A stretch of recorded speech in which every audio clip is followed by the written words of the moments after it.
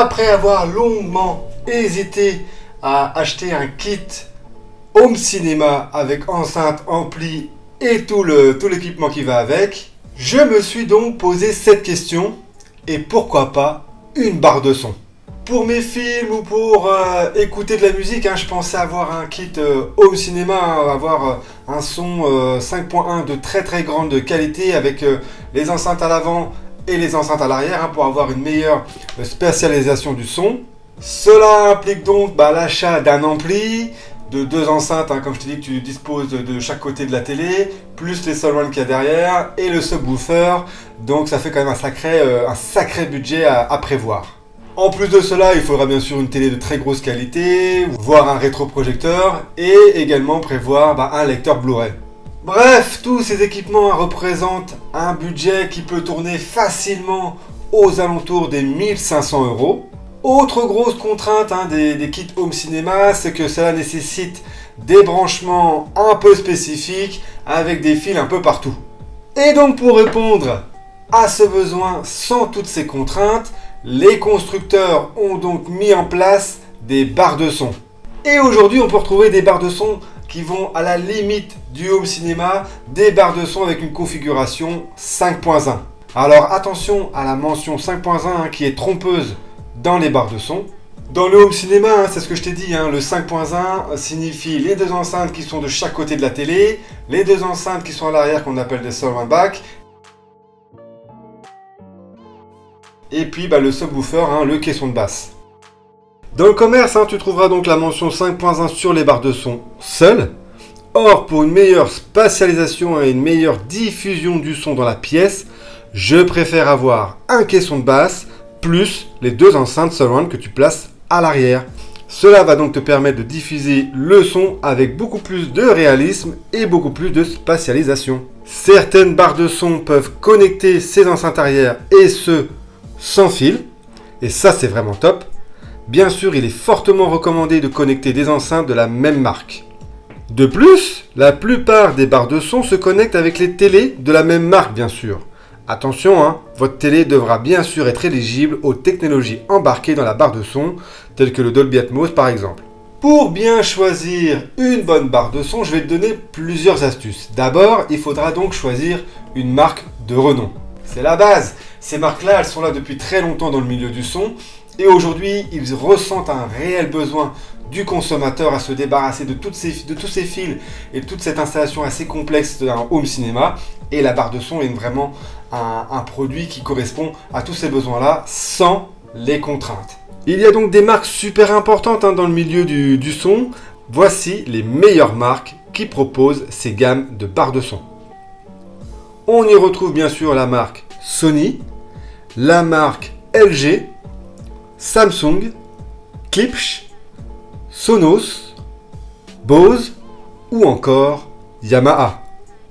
Bien plus pratique qu'un ensemble home cinéma, la barre de son est vraiment une très bonne alternative.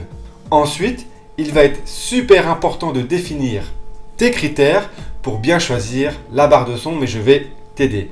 Premier critère, l'utilisation. Bien sûr, ça va dépendre de ce que tu vas vouloir en faire. Est-ce que c'est plutôt pour regarder des films? Est-ce que c'est des films en 4K, en 3D, Ultra HD?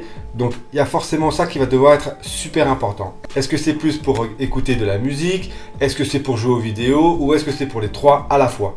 Deuxième critère super important, forcément, le budget. Troisième critère, la puissance.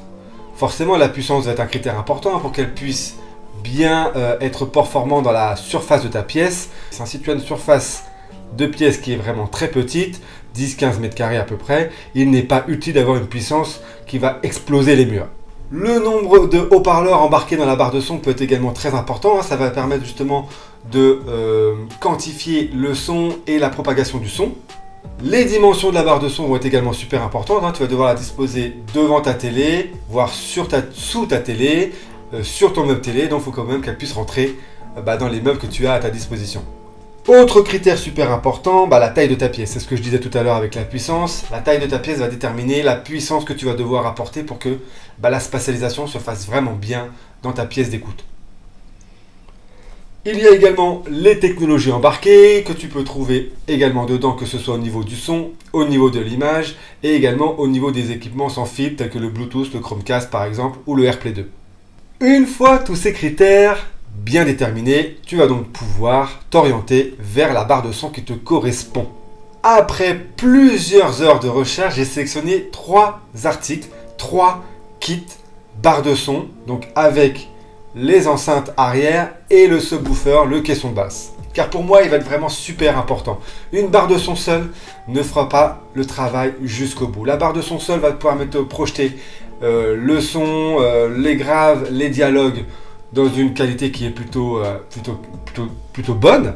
Par contre, tu n'auras pas la spatialisation avec les enceintes arrière. Donc pour moi, je trouve qu'il est super important d'apporter un plus avec le caisson de basse. Ça va donner déjà plus de graves. Et les surround back derrière vont te donner beaucoup plus de spatialisation de l'effet sonore et vraiment du coup se rapprocher un maximum du home cinéma. Voici donc les 3 meilleurs modèles.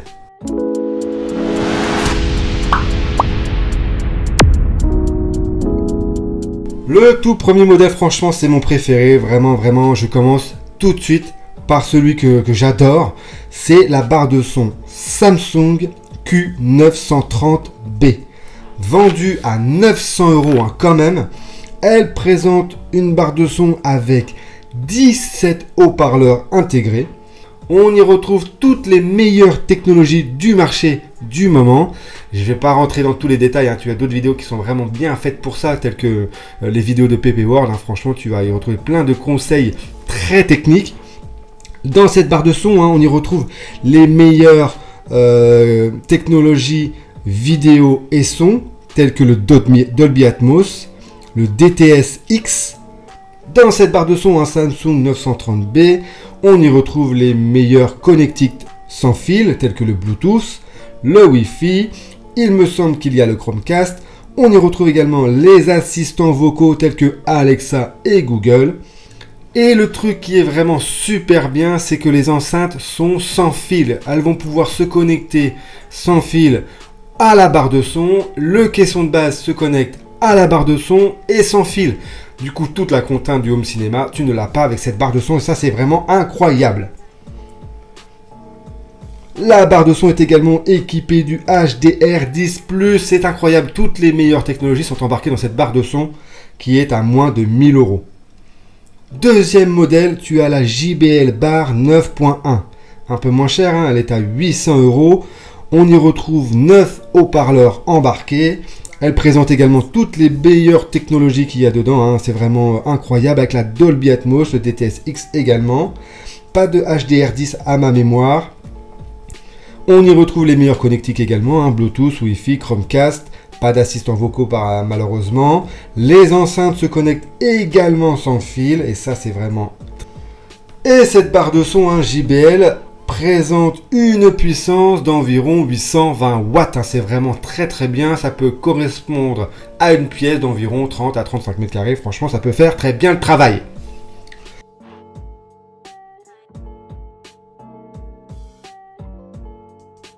Troisième kit de barre de son vraiment très intéressante, c'est la LG S80 QR. Vendue à 760 €, donc ça reste quand même un budget important mais plus accessible que les deux premières. 11 haut-parleurs sont embarqués dans cette barre de son. On y retrouve encore les meilleures technologies hein, avec le Dolby Atmos et le DTS-X. La barre de son peut se connecter aussi bien en Bluetooth. Par contre, pas de Wi-Fi sur celle-ci. C'est vraiment un petit peu plus embêtant. On y retrouve bien sûr le Chromecast, les assistants vocaux, les enceintes et le caisson de base sont toujours connectés sans fil. Pas de HDR10+ sur ce modèle-là non plus. Et la puissance maximale est d'environ 620 watts. Tu l'as donc vu, hein, les barres de son haut de gamme hein, présentent aujourd'hui toutes les meilleures technologies du son, hein, comme le Dolby Atmos ou le DTS-X. On y retrouve donc du coup forcément la connexion Bluetooth. Certaines présentent une connexion Wi-Fi et ça c'est vraiment un plus. Côté connectique, tu as des barres de son qui se branchent en HDMI et tu as du HDMI eARC. Tu l'as donc vu, hein, franchement, avec toutes ces technologies embarquées, ces barres de son sont très pratiques pour le visionnage de films. Tu peux bien sûr écouter la musique avec ces barres de son. En général, elles sont très bien réglées pour que ça puisse reproduire au maximum un son de qualité. Et bien sûr, le gaming, là on s'y approche de plus en plus. Les constructeurs font de plus en plus d'efforts pour répondre aux besoins des gamers. Merci à toi d'avoir regardé cette vidéo jusque-là. J'espère que la vidéo t'a plu. N'hésite pas à mettre des commentaires sous la vidéo si tu as des questions, des informations, des choses en plus à me signaler ou à nous signaler. Ça permet de répondre justement à tout le monde. Merci encore à toi. Allez, ciao!